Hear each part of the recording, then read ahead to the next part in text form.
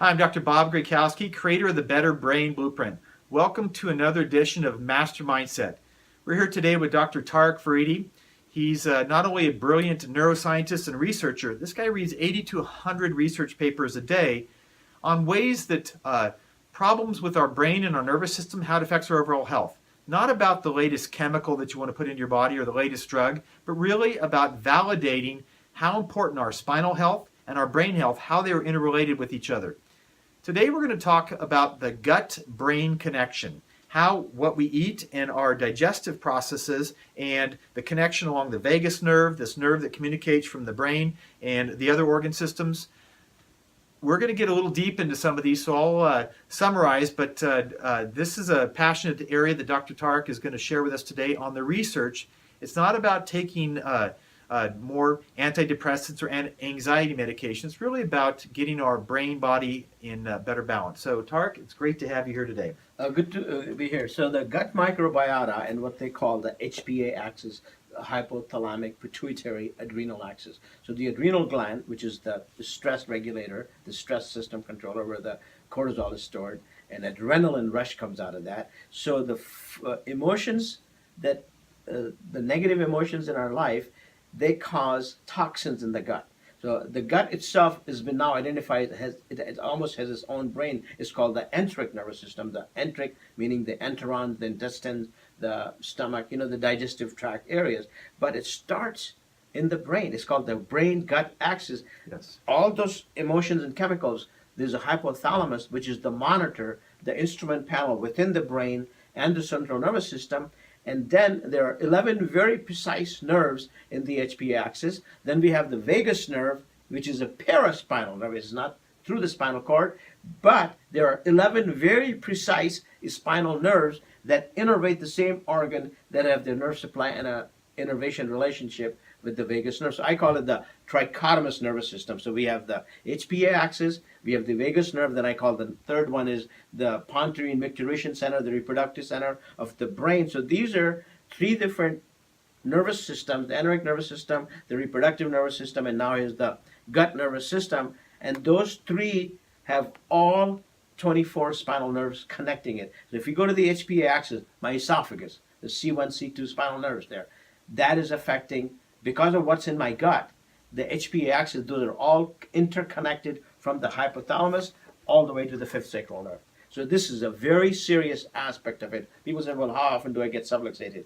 How often do you drink Coke? Or how often do you drink coffee? Or how often do you have an argument? Anything that creates anything with the organs like endocrine, pancreas.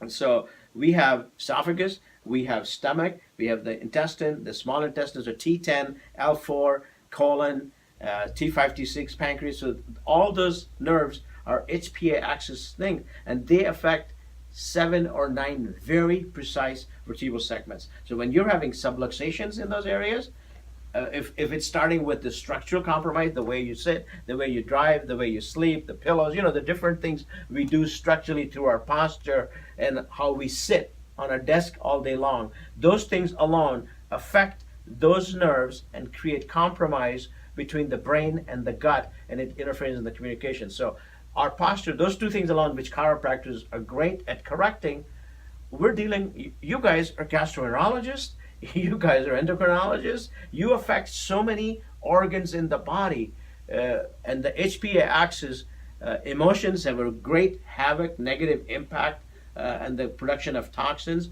which then lead to subluxations, or subluxations interfere with the body to digest and have the bioavailability of the enzymes and the chemicals and the adrenaline and the positive hormones, vitamin D, things we need to stay healthy. So the gut is a great contributor of toxins leading to subluxations or subluxations of those organs that innervate the organs in the HPA axis. So there's a both cause and effect relationship here. Contribution from chemicals into causing subluxations or subluxations leading to interference of the homeostasis of the HPA axis organs. So what, just summarize, that's a lot of information. Did you get all that? So what Tariq is saying is there is a relationship between what we're eating in our diet and how that sends a message up to the hypothalamus pituitary, which affects other organ systems, which can affect the pancreas with blood sugar. And we've got problems in today's society where we're eating foods that are very toxic that actually create problems in our brain. A lot of the chemicals, the artificial foods, artificial flavorings, artificial preservatives that we put into all these fast foods. And we wonder why our kids have diabetes and all these other heart problems, their attention deficit. We've got all these problems, and it's not just about what we are eating, but what we're thinking also. Because if we are stressed and we see something and we do that over and over again, more and more kids, if they're stressed in the household, my daughter's a teacher, and she's got to be a counselor, a security guard, a teacher, a mom, all these different things, because kids are more stressed in today's society. And then they watch these things on TV. They watch things that create this amygdala response, this fear response in their brain. And that triggers a response within their nervous system. So that's, you see it, goes back to the brain. The amygdala sends a fear response out to the body, goes down, creates these problems. And weight gain, cortisol causes our body to put more belly fat on. You see little kids that are overweight. 75% of children are overweight. So it's not just about our foods, but it's about what we're thinking. Mm-hmm. And the neurology of this that Tariq wants to share is this is science. This is not something we're just speculating, but we have to look at all aspects of our overall health as this team. We got to look at what we're thinking, what we're putting into our brain, what we are eating for this gut-brain axis, our adjustments to these things and our activities so that we're making better choices, and then moving our body. If we are not moving our body, that's like a generator to our brain, and we're reducing the neurotransmitters, the brain transmitters that create these synapses so we can learn and grow and think and do all the processes that create a healthier individual. Putting a pill into your body is not going to make a difference outside of just a temporary maybe relief of symptoms. It's up to us to make a different choice. So in this gut-brain axis in the microbiome, I mean, I've heard that there's 100 times the amount of cells in our digestive tract than there are human cells. Right. So think about that. We're just a host for a bunch of other bacteria and other different cells within the body. So what would you give as some suggestions of how a person could make some changes through all the research and the science that you would say maybe 3 things that a person could do now to affect that gut-brain connection? So I'm going to give a lifestyle hint on how the patients know they're really subluxated. You're going through McDonald's, you say you want Diet Coke, then you say, please supersize the fries. Okay, you're subluxated. First, McDonald's, wrong choice. Exactly, right? So right there, you've got a mental issue. You got your thoughts are not wrong. You're getting toxins out of your tube when you got through, and you're definitely going to have trauma when you get out of the drive-through. Get there. So anyway, the gut microbiota, it's the instrument panel. Yes. And the palpation of the doctor and feeling the information. So we should have marks, the poster of this back, and you mark there so that if you're seeing continued inflammation and subluxations of those corresponding organs, the patient is having either dietary issues or emotions that are subluxating those areas and then leading to gut microbiota issues and creating toxins in the body. And that alone is not just a subluxation. So digestive tract, it's going to affect your heart, it's going to affect your liver, it's going to affect your kidney, it's your whole small and large intestine. So, and body is integrated, all these things. So it will affect everything in your body. So the gut is a great instrument panel for us to know our diet, the things we're addicted to. If we're having sugar addictions and French fries addictions and those kind of things, sure, there's something going on in the emotions of the body. Yes. Well, I know that I think it was in 2013.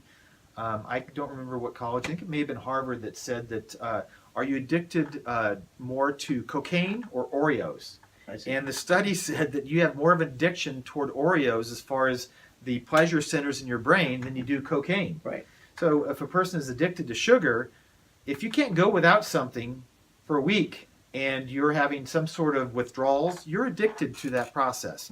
Mm-hmm. And we can be addicted to a lot of things. We can be addicted to a certain behavior. Mm-hmm. We can be addicted to a certain food. addicted to a certain process that happens in our life, addicted to a certain emotion where we keep driving it that way. Just because we have an addiction, we do it over and over again, doesn't mean it's a good thing. What I'm saying is if you want to get addicted to something, get addicted to more energy in your life, to more passion in your life, to more emotions that are positive in your life, to better relationships, to better prosperity, and better going out into the nature and just letting our body experience this amazing world. Mm-hmm. Get addicted to those things. And when we do our retreats with our patients, we take them out in nature, and some of them we've taken kids out, and they've actually never even been out in nature. They're just in these in the city environment, and you can see how they open up. Their emotions are different. Mm-hmm. So it's important to get in touch with our innate world. Mm-hmm. We've created a human physical world. We're locked in this box. It is so important to really just get out in nature. I know we can go off on a lot of different tangents here, but the choices that we make and the foods we put into our body affect this gut-brain process. And before we close here, I know we're going to do another secondary one, a little bit more on some of the chemical things of the gut-brain axis and maybe some of the microbiome. But is there a certain type of food that you would recommend to maybe help in this gut-brain? What do you recommend as far as, you recommend probiotics? Definitely probiotics.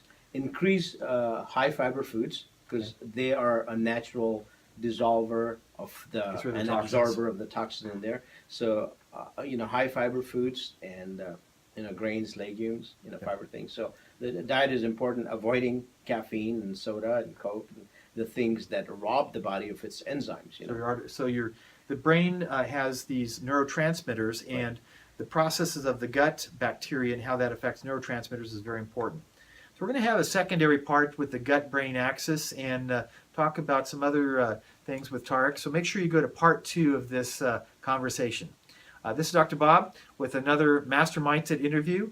Stay tuned. Lots of great information. It's all about research. It's all about your headspace. It's all about taking control of your overall health without pain medications, without antidepressants, without medications at all. It's Dr. Bob. Have a great rest of your day.